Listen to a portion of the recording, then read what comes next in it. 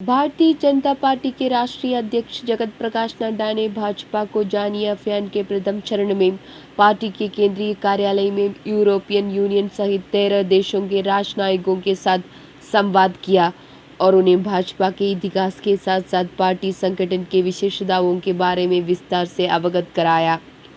आसपास के माध्यम से दुनिया को भाजपा की विचारधारा, पार्टी के सिद्धांतों और प्रधानमंत्री नरेंद्र मोदी के नेतृत्व में विगत लगभग 8 वर्षों से जारी देश की विकास यात्रा के बारे में जानकारी देना है।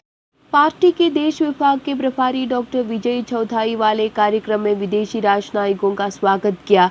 पार्टी के राष्ट्रीय उपाध्यक्ष बैजयंत जय पांडा ने स्वागत भाषण देते हुए पार्टी की विचारधारा और पार्टी के विस्तार के बारे में चर्चा की। इसके पश्चात 1951 से लेकर अब तक की भारतीय जनता पार्टी की विकास यात्रा के बारे में एक डॉक्यूमेंट्री दिखाई गई। डॉक्यूमेंट्री के पश्चात राष्ट्रीय अध्यक्ष भाजपा के संगठन, पार्टी की विचारधारा, पार्टी के सिद्धांतों, पार्टी के चुनावी इतिहास और पार्टी के विजय के बारे में विस्तार से चर्चा की। उन्होंने राजनयिकों के प्रश्नों के बारे में जवाब भी दिया।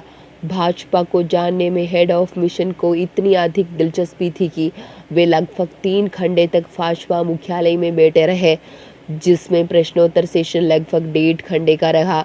कार्यक्रम के पश्चात उन्होंने भाजपा कार्यालय का अवलोकन भी किया। 13 देशों के हेड ऑफ मिशन को संबोधित करते हुए राष्ट्रीय अध्यक्ष जगत प्रकाश नड्डा ने कहा कि आज दुनिया की सबसे बड़ी राजनीतिक पार्टी भाजपा के केंद्रीय कार्यालय में 13 देशों को उनके हेड ऑफ मिशन का स्वागत करते हुए मुझे अपार हर्ष की अनुभूति हो रही है।